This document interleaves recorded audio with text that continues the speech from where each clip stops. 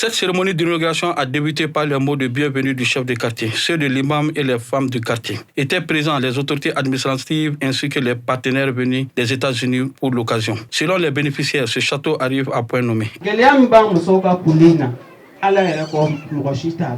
Nous, les femmes, rencontrons beaucoup de difficultés pour s'approvisionner en eau. Souvent, nous veillons jusqu'à des heures tardives pour avoir accès à l'eau. Ce n'est vraiment pas facile. Ce fourrage va beaucoup nous soulager et nous remercions les donateurs. On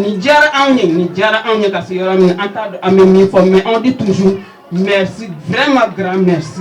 Le parrain de l'événement se réjouit de l'acquisition de l'infrastructure et a remercié les donateurs pour le geste. Nous sommes très heureux aujourd'hui parce que, comme vous voyez, on a reçu de donateurs qui sont venus en Amérique, qui sont venus ouvrir un château pour les Ansar, au nom des Ansardines, mais pour le peuple malien. Vraiment, on est très contents aujourd'hui. Pour le directeur exécutif de Empower Mali, l'objectif de ce don est de servir. L'objectif, c'est vraiment servir. Nous avons toujours dit que diriger, c'est servir.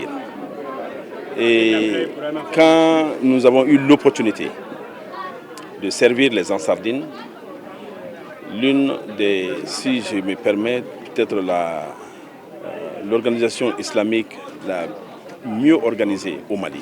C'est pourquoi quand ils nous ont sollicité à travers le Dr Yaya Traoré, à travers les Ansardines du Mali, nous avons rapidement répondu présent.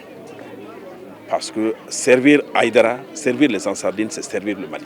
Avec une profondeur de 230 mètres, les travaux de l'ouvrage ont coûté 8 700 000 francs CFA. La coupure du ruban a mis fin à cette cérémonie.